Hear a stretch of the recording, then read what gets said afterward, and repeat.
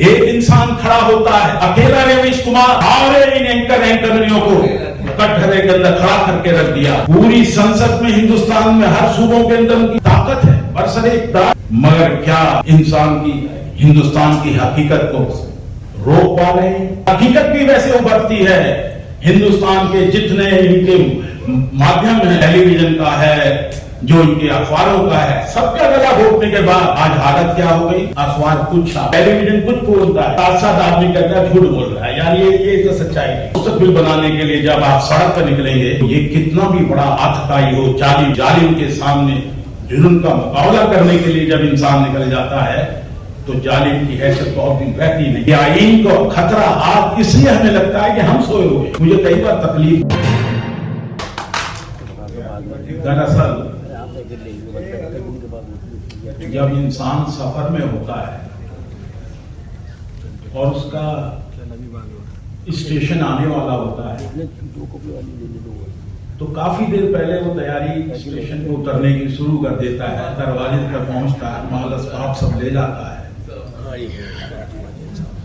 और जब मास्टर की आखिरी क्लास होती है, तो बच्चे भी अपने नोटबुक बंद कर कर देखने लगते हैं कि अब छुट्टी का समय है।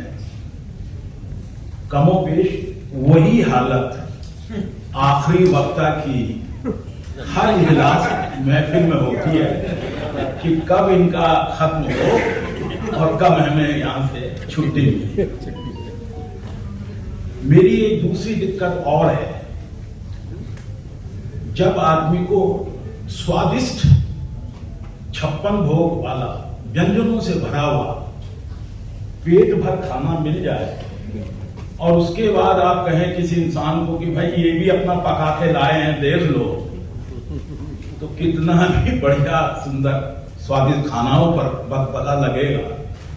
इतने विद्वानों का, जो पुराने लोग हैं इस बात के गवाह होंगे कि दिल्ली में, हम दिल्ली शहर के बाशिंदे हैं, इस तरह के ज्ञान चर्चा जो आज के मुख्तलिफ सबसे बड़े सवाल हैं, उस पर इन आलिम फाजिल हमारे विद्वानों ने हर तरह से खोलकर उस गांठ को रखा है। तो उसके बाद मेरा खाना तो बकबका ही लगना है, पर फिर भी मैं अपनी बात डॉक्टर लोहिया के एक सूक्ति से शुरू करूंगा। डॉक्टर लोहिया ने लिखा है,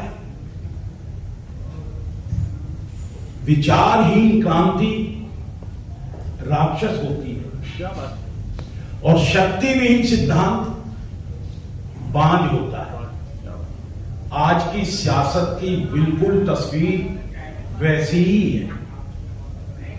जिसके पास शक्ति है, यानी जो बरसरे इक़्तिदार है, जो दिल्ली के गद्दी पे आसीन है, प्रधानमंत्री हैं, विशाल बहुमत उनके पास है। शक्ति होने पर उनकी क्या कार्रवाइयां हैं, क्या नियम हैं, क्या आईन का उन्होंने प्रबंध किया, इसके बारे में मुख्तलिफ हमारे वक्ताओं ने आपके सामने रखा। मगर जब विचार नहीं है, शक्ति नहीं है, वो हालत आज जिन चीज का जिक्र हमारे वक्ताओं ने किया, वो आम हिंदुस्तानी की हो गई। तो सबसे बड़ा सवाल, अगर आइन को हमें बचाए रखना है, इस संविधान की रक्षा करनी है, तो उसका सबसे बड़ा सवाल है, सवाल करने वाले खड़े। हमारे नौजवान कबीर श्रीवास्तव ने आइन के हर पेज को खोल के रखा।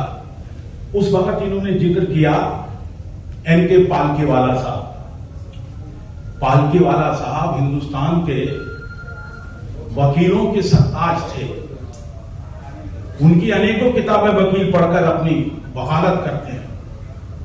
इसी विट्ठल भाई पटेल भवन के लॉन पे जो बाहर ये बना है, इमरजेंसी के बाद एक जनसभा बुलाई गई थी। सुप्रीम कोर्ट के न्यायाधीश जस्टिस HR खन्ना उनकी वरीयता को, उनकी सीनियरिटी को सुपरसीड कर दूसरे जज को एन राय को वहां पर चीफ जस्टिस बना दिया गया। उसकी मुखालफत के लिए यहां सभा थी। अशोक जी, आप जानकर ताजुब होंगे, सार्वजनिक रूप में दिल्ली की वो जो अजीम सभा यहां पर हुई थी, कानून के जानने वाले, कानून की लड़ाई लड़ने वाले, पढ़ाने वाले, इमरजेंसी के तत्काल बात की बात है, बड़ा भारी इजलास मजमा यहां पर हुआ था। पालकी वाला साहब भी यहां पर थे। पालकी वाला साहब के बोलने के बाद मधुलिमे का नंबर था। मधुलिमे ने कहा, पालकी वाला साहब, आप हिंदुस्तान के सब बड़े लोगों के वकील हो, प्रॉपर्टी राइट की आपकी चिंता है, आपने जिंदगी भर प्रॉपर्टी राइट्स की रक्षा के लिए लड़ाई लड़ी है, बड़े जो मालदार जो घराने हैं उनकी की है, पर क्या कभी आप सिविल लिबर्टी के लिए लड़ने के लिए गए? सन्नाटा छा गया सभा में, क्योंकि एक वाजिब सवाल था। आप बड़े वकील हैं, लाखों की करोड़ों की फीस लेते हैं, मगर क्या आपने कभी गरीब का, गुर्बत का, न्याय का, जुल्म का, जाति का, उसके सवाल पर लड़ाई की है? उसका असर क्या हुआ? अरुण जेटली, मरहूम अरुण जेटली, जो कि लॉ मिनिस्टर भी रहे, हमारे दोस्त भी थे, रमा के तो बहुत खास दोस्त थे, जेल में साथ थे। यूनिवर्सिटी में एक प्रदर्शन हुआ था, लोकल कोर्ट में केस चल रहा था, जिसमें 10-12 स्टूडेंट उसके अंदर भर्ती थे। दिल्ली की 30,000 कोर्ट में एक हफ्ते बाद एक दिन बड़ा हल्ला मच गया, भगदड़ सी मच रही थी, वकील भाग रहे थे आगे पीछे। क्या हुआ? पता लगा पालकी वाला साहब जो है यहां पर केस लड़ने आए। बाई चांस मैं भी उस दिन वहां पे किसी सिलसिले में था। पालकी वाला साहब अरुण जेटली का उस केस को लड़ने के लिए डिस्ट्रिक्ट कोर्ट के छोटे से मुंसिफ के सामने खड़े। उनको देखकर बेचारा जो जूनियर मजिस्ट्रेट था खड़ा हो गया सीट से। वो केस के लेने आया, उसने वहीं पर उन्होंने फैसला कर दिया, कहने लगा मैं छोड़ रहा हूं। सवाल उठाने का ये असर होता है बंद कमरों के अंदर बड़ी शख्सियतों के साथ, और इसकी मिसाल, बहुत मिसालें हमारे सामने हैं। 1963 में डॉक्टर लोहिया हिंदुस्तान की संसद में गए थे। सोशलिस्ट पार्टी के केवल 5 सदस्य वहां पर थे। पंडित जवाहरलाल नेहरू का विशाल बहुमत वहां पर था। उस संसद के अंदर डॉक्टर लोहिया ने आचार्य कृपलानी के नाम से पहले नो कॉन्फिडेंस मोशन संसद में रखा था। बहुमत नहीं था, संख्या बल नहीं थी, भीड़ पीछे नहीं थी, 5 सदस्यों का वो गुट था। डॉक्टर लोहिया ने जिस दिन पहले दिन ललकार के कहा, हिंदुस्तान के आम आदमी की आमदनी 3 आने रोज है, तो सारी कांग्रेस पार्टी और प्रधानमंत्री ने कहा किस आंकड़े से आप बात कर रहे हैं? लोहिया ने कहा घर जाकर अपने अर्थशास्त्री से बात की। अगले दिन नंदा साहब, उन्होंने आके संसद में कहा नहीं 3 आने नहीं 7.5 आने। फिर डॉक्टर लोहिया ने कहा आप फिर गलती पर हैं, अपने अर्थशास्त्री से जाके पूछिएगा, उसका आंकड़ा सही नहीं है। ये हिंदुस्तान की संसद में होगा। ललकारने वाला चाहिए, आवाज उठाने वाला चाहिए। हमारे साथ ही चले गए रवि कुमार, सभी ने आपने बड़ा जिक्र किया गोदी मीडिया का।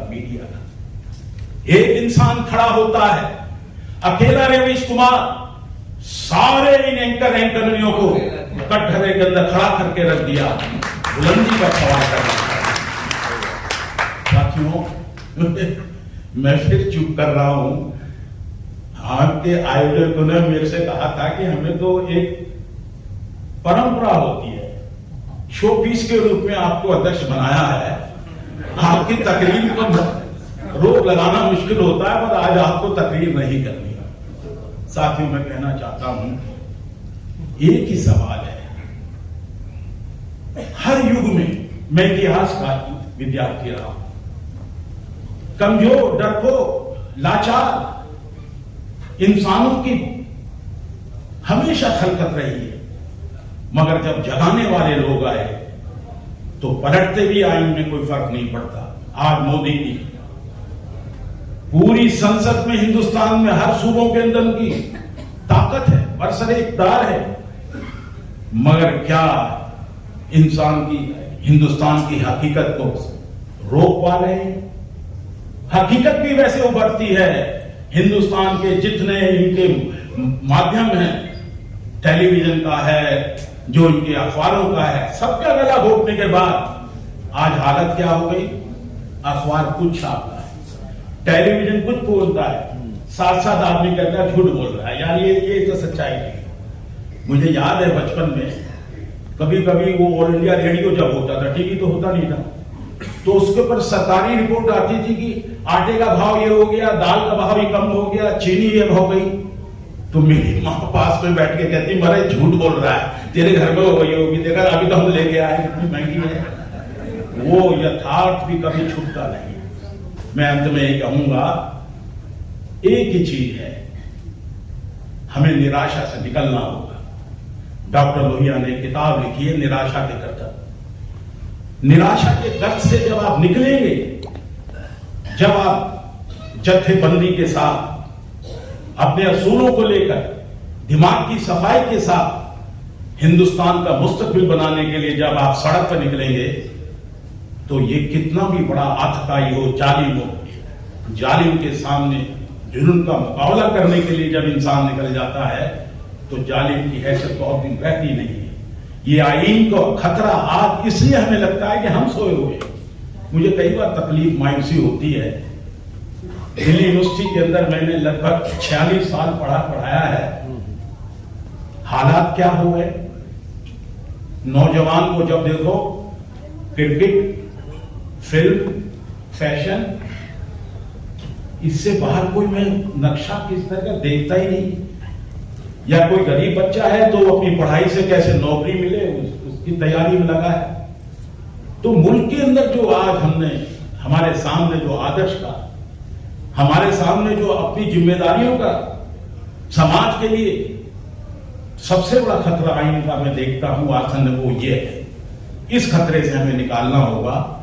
और साथियों, क्योंकि मेरा पकाया हुआ भोजन बकबकाना लगे, बाहर चाय पानी इंतजार आपकी कर रही है, इन्हीं शब्दों के साथ आप सब लोग दूर दूर से आए हैं। आप